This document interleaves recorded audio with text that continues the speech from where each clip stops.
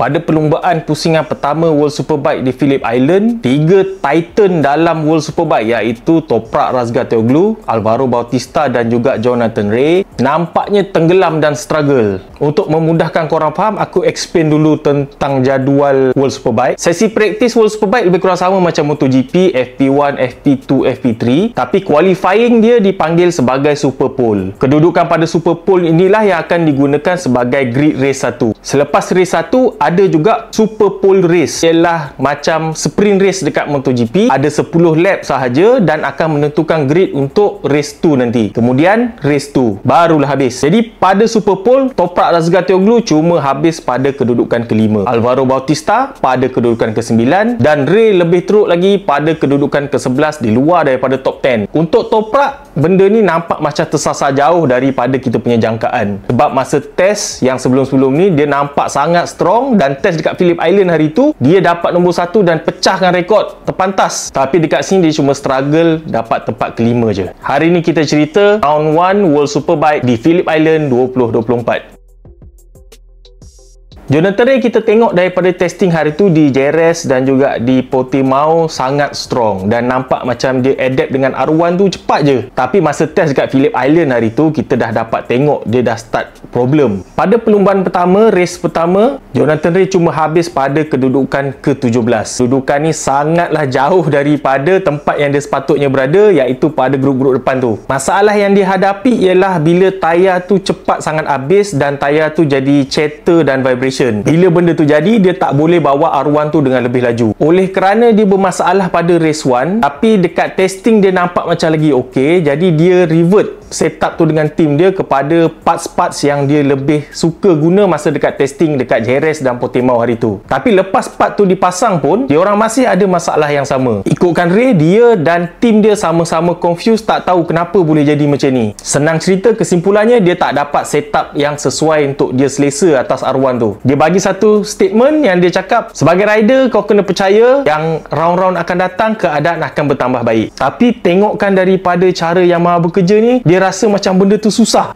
nak nampak dia berpotensi untuk menang dalam round-round yang akan datang. Sekelip mata je environment tu berubah. Hari tu mula-mula dekat Jerez, dekat Portimao, Rea macam puji Yamaha, cakap senang adapt, dia suka enjin R1 tu. Daripada sangat seronok tiba-tiba jadi macam ni. Mana tak frustnya, untuk rekod ini ialah minggu race pertama Jonathan Rea langsung tak ada point sejak tahun 2011. 13 tahun tak pernah Jonathan Rea langsung tak kutip point pada minggu perlumbaan. Menambahkan lagi garam dekat luka Jonathan Rea ni ialah Kawasaki yang menang kedua-dua race pada hari Ahad, Super Pole race dan juga race 2. Cuba kau bayangkan kau dekat tempat Jonathan Rea, apa kau rasa? Kau pergi tim baru tapi tim lama kau motor dia macam laju. Kalaulah round-round yang seterusnya ni nanti Kawasaki akan terus menang dan Jonathan Rea terus struggle, bayangkanlah macam mana terganggunya emosi seorang rider. Tapi kalau kita nak buat kesimpulan yang Yamaha R1 tu bermasalah pun tak boleh juga, sebabnya teammate kepada Jonathan Rea, Andrea Locatelli, berjaya podium 2 kali. Dia hampir je dapat podium untuk ketiga 3 race. Cuma masa dia tengah battle dekat front group masa race 2 tu, dia buat kesilapan dan high side, tak dapat meneruskan perlumbaan. Jadi dari satu segi Rea tak boleh banyak sangat komplain, sebab R1 tu nampaknya boleh fight dekat depan. Cuma dari segi nak cari setup ke, nak cari keserasian ke, itu memang kena usaha. Daripada 4 rider BMW, cuma 1 orang aja yang tak dapat kutip mata pada perlumbaan kali ini, iaitu Scott Redding. Pada perlumbaan pertama, 3 lagi rider berada dalam kedudukan top 10. Toprak, Michael van der Mark dan juga Garrett Gerloff, ketiga-tiganya berada dalam kedudukan top 10. Kalau dibandingkan dengan round pertama pada tahun lepas, kesemua rider BMW menghabiskan perlumbaan di luar kedudukan daripada top 15. Maknanya tak dapat kutip mata langsung. Kalau kita buat perbandingan ni, kita akan nampak BMW dah improve banyak daripada tahun lepas. Toprak yang dijangkakan boleh menang ataupun sekurang-kurangnya fight untuk kedudukan podium nampak macam hamba sikit daripada Super Pole dan juga race 1 lagi. Dia bermula dari kedudukan ke-5 dan habis juga pada kedudukan ke-5 kerana dia terkena penalti semasa meninggalkan pit lane selepas membuat pit stop untuk menukar tayar. Untuk menjadikan pit stop ini lebih adil, sebab contohnya macam Ducati, dia menggunakan single arm, jadi dia tukar tayar belakang mesti lagi cepat daripada pengeluar lain yang menggunakan swing arm konvensional. Untuk menjadikan persaingan sama rata, Race Direction menetapkan ada minimum masa untuk engkau berada dalam pit daripada start masuk sampai kau keluar. Minimum masa itu ialah 1 minit 3 saat. Maknanya kalau kau tukar tayar cepat pun tapi masih di bawah 1 minit 3 saat, kau tetap kena tunggu masa tu habis baru kau boleh tinggalkan pit lane. Itu yang terjadi pada Toprak. Penukaran tayar dia tu sangat efisien, jadi dia dapat keluar awal. Kita boleh tengok dekat hujung pit lane tu dia stop sekejap sebab dia orang ada timer dekat dia orang punya dashboard tu yang menunjukkan masa dia orang di dalam pit. Bila tengok kosong, Toprak pun jalan. Tapi actual rupanya Toprak masih belum memenuhi keperluan minimum masa tu. Kemungkinan besar ini ialah kesilapan sistem GPS sebab dashboard dia menggunakan sensor GPS untuk detect daripada dia start masuk pit lane sampai dia keluar pit lane. Macam mana pun pada Super Pole Race pada keesokan harinya, Toprak dah tunjukkan dia punya potensi dengan menghabiskan perlumbaan pada kedudukan podium yang ketiga. Toprak cakap dia pun ada problem tayar belakang yang ceter sebab BMW tu menghabiskan tayar tu dengan cepat. Bila tayar tu dah start nak habis, dicampur pula dengan surface baru Phillip Island ni, dia ada rasa vibration dan ceter. Bila itu jadi, tak boleh bawa motor tu dengan laju. Oleh kerana race 1 dan Super Pole Race dia kontrol tayar, race 2 dia nak cuba untuk all out, tapi malangnya enjin dia pula meletup masa tengah race. Nampak tak? Macam aku cakap dulu, motorsport tu kejam. Bayangkan BMW dah buat satu setup steam yang sendiri, dah sediakan 4 motor factory, dah hire Toprak Razgatlioglu, rider yang terbaik dalam World Superbike, tapi nak menang dah, tinggal nak menang je, enjin pula meletup. Itulah hakikat sebenarnya motorsport.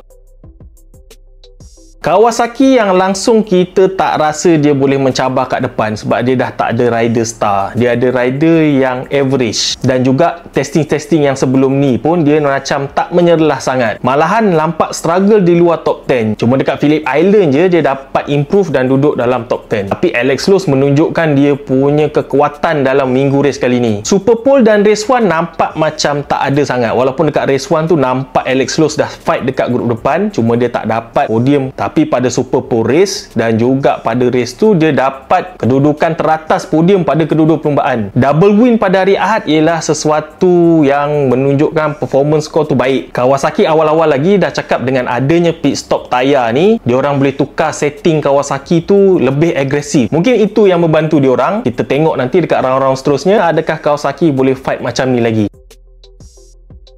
Nicolo Bulega je yang menepati ramalan, yang menunjukkan kekuatan dia daripada test-test sebelum ni. Awal-awal lagi dia dah grab Super Pole tu untuk mendapatkan tempat pertama atas grid dan juga pecahkan lap record Phillip Island. Menambahkan lagi kemanisan kepada dia punya rookie year ni. Race 1 pun dia berjaya dapat P1 juga, dan dia dapat P1 tu bukannya senang-senang. Dia fight dengan Toprak, dia fight dengan Iannone, dia fight dengan Alex Lowes. Cuma dia punya dominasi macam Alvaro Bautista dulu tu nampaknya masih belum ada lagi. Sebabnya pada race Super Pole Race dan juga race 2 dia tak dapat habiskan perlumbaan dalam kedudukan podium. Macam mana pun untuk seorang rookie, keputusan ni sudah boleh dikatakan sangat baik. Iannone yang kembali ke kancah World Superbike selepas digantung daripada menyertai mana-mana perlumbaan selama 5 tahun ni, dapat podium kedudukan ketiga pada race pertama. Kita boleh bagi dia kredit sebab untuk seseorang yang dah tak pegang motor selama 5 tahun, tiba-tiba masuk race balik boleh fight dekat kedudukan podium, bukan semua orang boleh buat senang-senang. Awal-awal perlumbaan dia sempat juga lead race tu lama juga sebelum dia kalah dengan yang lain-lain, dan akhirnya terpaksa berpuas hati dengan kedudukan ketiga. Pada race kedua pula kita nampak Danilo Petrucci dengan motosikal satelit Ducati boleh habiskan perlumbaan pada kedudukan ketiga. Daripada semua cerita ni kita boleh simpulkan yang Ducati tu masih lagi jentera yang terbaik di atas grid World Superbike untuk tahun 2024 ni. Di antara 3 Titan, 3 nama besar dalam World Superbike yang disebutkan tadi, yang paling menyerlah sekali sekurang-kurangnya ialah Alvaro Bautista. Kita boleh nampak yang tambahan balas 6 kg pada motor dia tu memang bagi efek dekat performance dia. Kita nampak dia susah nak bawa motor tu laju straight terus. Dia kena struggle dan kena faham dulu. Sebab tu masa Super Pole dia cuma boleh dapat kedudukan ke-9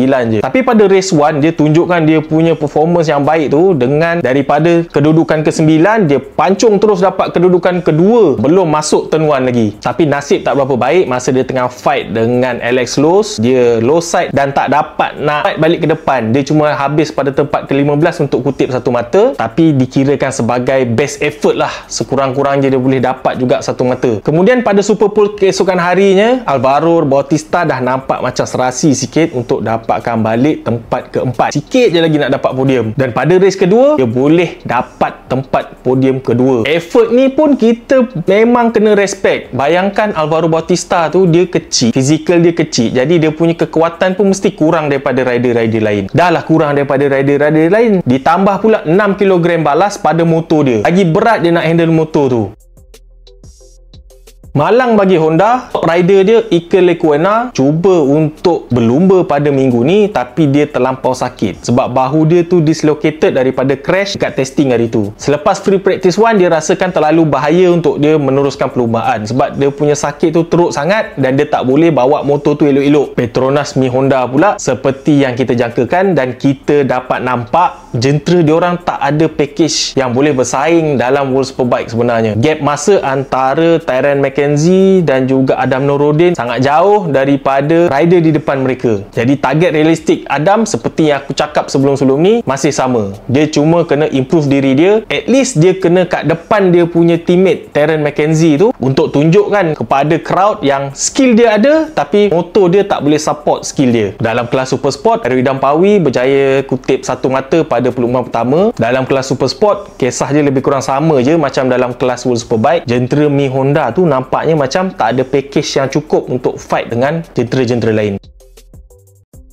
Kita boleh tengok Toprak dan juga Jonathan Rea mengadu benda yang sama, iaitu jentera mereka habiskan tayar belakang dengan cepat. Kemungkinan besar ini ialah sebab konfigurasi enjin motor diorang tu 4 silinder sebaris. Enjin 4 silinder sebaris ni, pulse dia lebih dekat antara satu sama lain, menyebabkan tayar tu lebih banyak force dikenakan kat tayar tu. Sepatutnya pada R1 dengan konfigurasi 4 silinder cross plane, masalah tu diselesaikan, tapi nampaknya tak berhasil untuk Jonathan Rea. Dan Kawasaki nampaknya berjaya menyelesaikan masalah ni sebab walaupun enjin dia pun sama 4 silinder sebaris, tapi nampaknya dia orang boleh fight kat depan dan tak dengar pula rider dia komplain pasal masalah yang sama macam dia orang ni. Tapi pada Ducati, kita memang tahu tak ada masalah ni diadukan oleh rider-rider diorang sebab secara naturalnya memang konfigurasi enjin B4 ni memberikan sedikit kelegaan dekat tayar belakang tu dan boleh save tayar tu lebih baik daripada enjin 4 silinder. Cerita ni kalau nak cerita panjang lagi, bolehlah buat video asing nanti kalau korang nak dengar asal benda ni. Cerita ni sama je macam dulu masa Ducati menggunakan enjin 2 silinder berbanding dengan jentera Jepun 4 silinder. Next race di Barcelona nanti, jumpa lagi.